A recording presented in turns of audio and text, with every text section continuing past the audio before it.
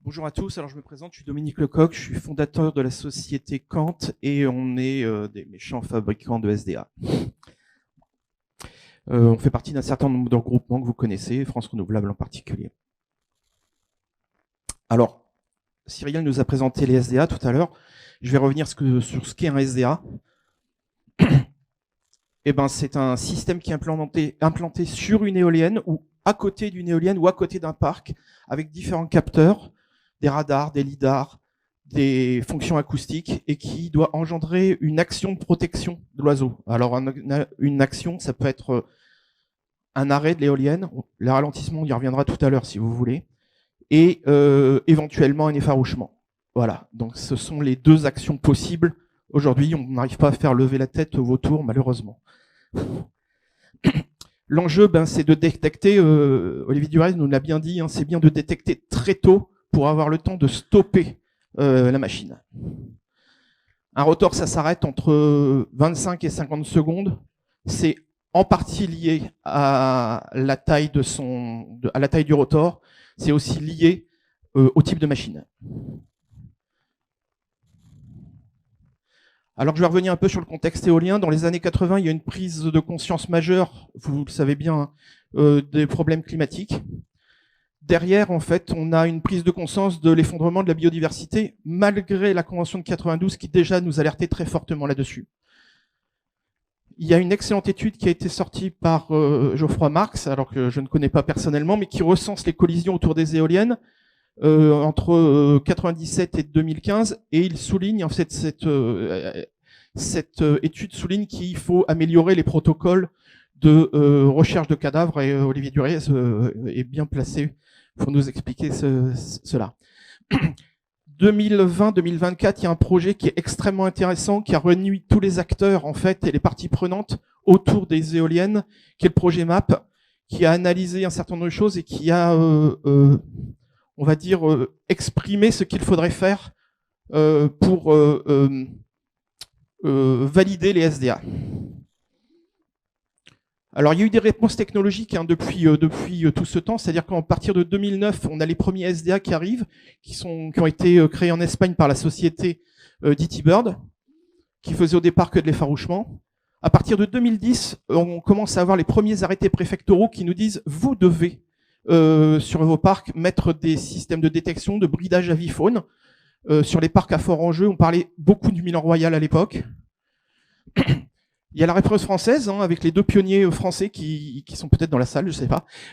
Biodivine et Sense of Life, qui avaient des systèmes qui étaient un peu comparables à celui de DT Bird, on avait des améliorations bien sûr.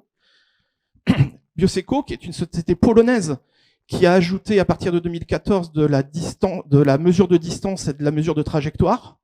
On parlait de 3D tout à l'heure. Identifly, qui sont des Américains, qui, eux, ont ajouté de l'intelligence artificielle et de l'identification d'espèces à partir de 2018. Pour moi, il y a quelque chose d'extrêmement important, c'est 2024, avec les outils qui ont été sortis du projet MAP. Moi, il y en a un qui m'intéresse beaucoup, c'est EOLDIST, qui nous permet à nous de calculer en fait les distances à partir desquelles il faudrait arrêter les éoliennes. On verra un exemple après. Nous, qui sommes apparus sur le marché en 2023, mais avec nos premiers systèmes en 2024, où on a misé 100% sur l'intelligence artificielle, la classification des espèces, le tracking et surtout les détections longue distance. Nous faisons partie aussi d'un consortium qui s'appelle SDA+, qui est une émanation, en fait, on peut dire, des travaux du MAP, qui vise à faire une certification des SDA on espère, en 2026. C'est porté par l'ADEME, l'OFB, Bureau Veritas. Et nous sommes membres très actifs sur ce sujet. Notre raison d'être, c'est que d'abord, on aime les oiseaux et toute l'équipe qui travaille avec moi aime les oiseaux. Et notre mission, c'est vraiment de protéger les oiseaux et surtout d'accompagner la transition énergétique. Alors, on a créé BWI. Tout à l'heure, il y a quelque chose qui a été très intéressant. Si elle nous a dit que peut-être que les détections étaient faites trop tard, peut-être que c'était trop long, peut-être que ça... Et elle a totalement raison. C'est exactement ça. C'est-à-dire que notre cahier des charges, c'était de dire on veut détecter des oiseaux qui font au moins 60 cm. En dessous, on sait le faire, mais les moyens à mettre en œuvre sont tellement énormes que ça devient compliqué. Être capable de détecter des oiseaux de 60 cm jusqu'à 400 mètres, des espèces d'envergure d'1,30 m jusqu'à 700 mètres, et des espèces d'envergure supérieure à 1,80 m au-delà du kilomètre. Pour ça, on a modifié les technologies existantes. On a des caméras de très haute résolution, on a 16 caméras sur notre système, plus 4 caméras de zoom tracking. Donc, vous viendrez me voir à la pause, je vous expliquerai comment ça fonctionne en détail. Et on a des résultats qui sont assez bons, avec des taux de faux positifs relativement bas, mais surtout, des taux de faux négatifs qui sont inférieurs à 0,5% à partir de 150 mètres. Ça se présente comment? Alors, c'est pas des frigidaires, c'est 4 grosses boxes qui sont mises autour de l'éolienne et qui possèdent des caméras et des calculateurs embarqués. Alors, pour protéger efficacement, nous, notre credo, c'est qu'il faut aller voir plus loin. Parce que d'y aller voir plus loin, ça veut dire aller voir plus tôt, en fait. Ça, c'est un exemple de ce que donne l'outil Eoldist pour le faucon Cresserelle. Alors, j'ai un peu simplifié, mais pour que ça reste lisible. On donne le type d'éolienne, on dit quelle est la vitesse du vent, là ça doit être calé pour du 5 mètres secondes, et quel est l'oiseau que l'on veut protéger, excusez-moi, quel est l'oiseau qu'on veut protéger. Et Eoldist nous dit, pour être bien et protéger 90% des détections, ou plutôt récupérer 90% des détections, il faut aller chercher l'oiseau à 390 mètres.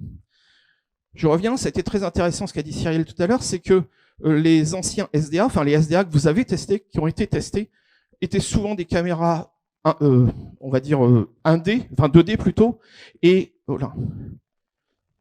Il y a des caméras 2D, et souvent elles avaient des angles de vision qui sont très très larges, 96 degrés. Nous, on a réduit les angles de vision à 47 degrés, et vous voyez en bas, en fait, la distance à laquelle on est capable d'aller capter un faucon Cresserelle. Donc, si on parle des historiques, ils étaient capables de détecter réellement les faucons Cresserelle aux alentours de 160, 180 mètres. Nous, et on n'est pas tout seul, on va les chercher beaucoup plus loin, à plus de 400 mètres.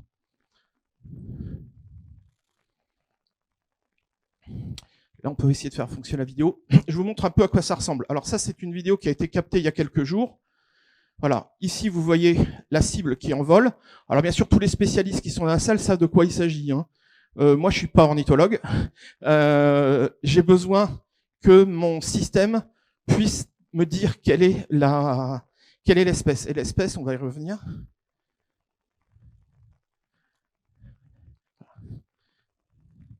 En fait, voilà ce que voient nos caméras à longue distance, nos caméras dites ZT pour zoom tracking. On va aller chercher l'oiseau.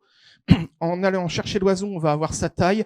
Comme on connaît la focus de nos caméras, on va être capable de faire une estimation de la distance. J'ai bien une estimation de distance à plus ou moins 15%.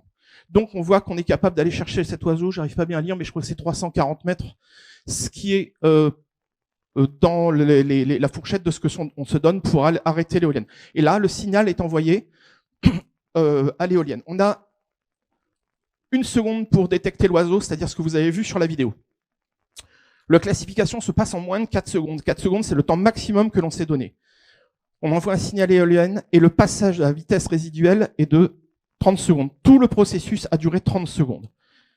Ce qui est un temps en général suffisant pour pouvoir amener l'éolienne à une vitesse résiduelle de 3 RPM. Et même à 3 RPM, effectivement, on a encore des collisions. Qu'est-ce qu'on peut en conclure ? On n'est pas des scientifiques, on n'est que des ingés. Toute activité humaine a forcément un impact. L'éolien n'échappe pas à la règle. Il y a forcément des impacts, mais il y a une transition énergétique à faire. Nous le disons, nous l'affirmons, les éoliennes ne sont pas des tueuses d'oiseaux comparées à bien d'autres choses. Mais un impact existe, et pour que l'éolienne soit vertueuse, il faut absolument, absolument que ce risque soit maîtrisé. Le MAP nous a permis d'avancer, d'aller dans une direction qui est amélioration de nos systèmes, et les mesures d'atténuation. Le MAP dit que nous, ce qu'on en comprend, c'est que les SDA font partie des mesures d'atténuation possibles. Il semble intuitif, tout le monde le sait, que si on arrête une éolienne, la probabilité que l'oiseau ne se tape pas une pale en rotation augmente par rapport si on avait laissé tourner. Par contre, aujourd'hui, et là c'est là où je rejoins tout ce qui a été dit avant, c'est qu'il faut mesurer précisément cet impact. Mais je dis précisément, pas seulement sur ce qu'on a vu, mais en temps réel, avec un suivi très très précis. Alors pour conclure, l'amélioration des systèmes de bridage et des SDA, c'est un échange constant. On a besoin de vous, nous techniciens, nous ingénieurs, on a besoin de vous, on a besoin de vos rapports. On a besoin de comprendre et on a besoin que vous nous disiez dans quelle direction il faut aller. C'est un échange permanent et je pense qu'il peut se baser sur la confiance, l'écoute et des décisions de travail en commun, comme elles ont été faites avec le MAP. Je vous remercie beaucoup de m'avoir écouté.